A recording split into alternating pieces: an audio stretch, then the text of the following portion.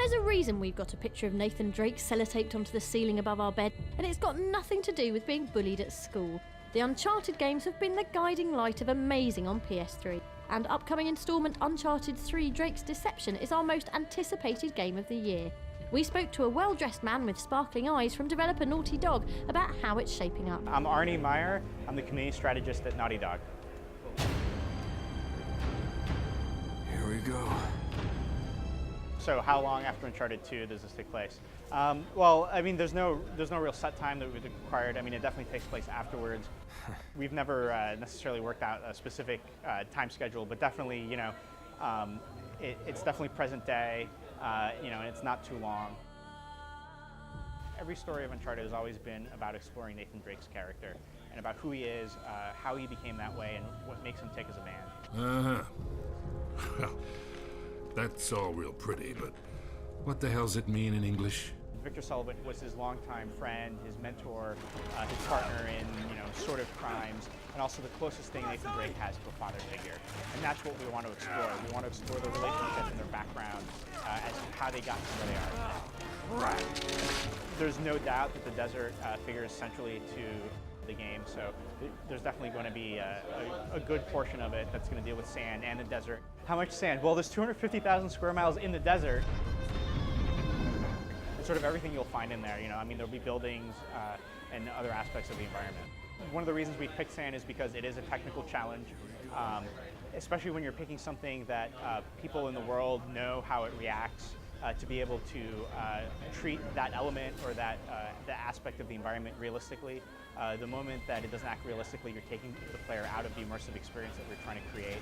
So sand's a very complex element. I mean, the particles, they have to pour, they have to pile, they get whipped by the wind, you know, over the dunes or in sandstorms. So it's a very complex property to work with. Uncharted 3 is definitely going to have new and returning characters. Again, going back to exploring Nathan Drake and his personality and what his character is, it's very important to explore his relationships with people, both friends and adversaries.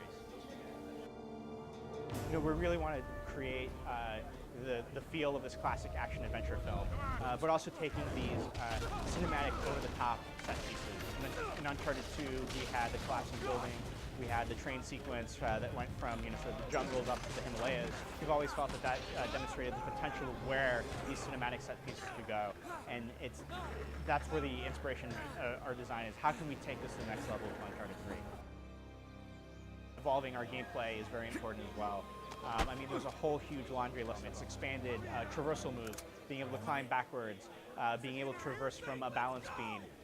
It's making sure that the character is grounded in the environment, making sure that there's touch points. So as Nathan Drake is running through hallways, he's touching the walls, or he's touching furniture to stabilize himself. It's being able to expand combat, and specifically hand-to-hand combat. So brawl-style combat. For the first time, Drake can now fight multiple enemies at once. There's new stealth options as well. Nathan Drake can take out enemies from above, you know, sort of adding that element of verticality that's always been a hallmark of the Uncharted games. Damn, that's a long drop. We're also really voracious game players. I mean, we play everything, and we try to look at what games are doing well and bad, sort of take that into account when we're designing our games as well. There's been a slew of awesome games that have come out this year: Mass Effect 2, Red Dead Redemption. Have really done story and gameplay and have married those very well.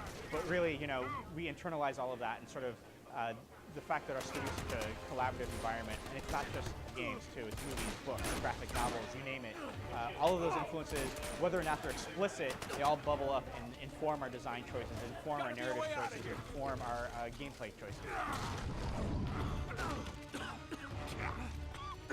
We wanted to make sure that we're coming straight out of the gate and mentioning that multiplayer, online multiplayer is definitely going to be in Uncharted 3. Uncharted 2 was definitely our first foray. We learned a lot of things from it.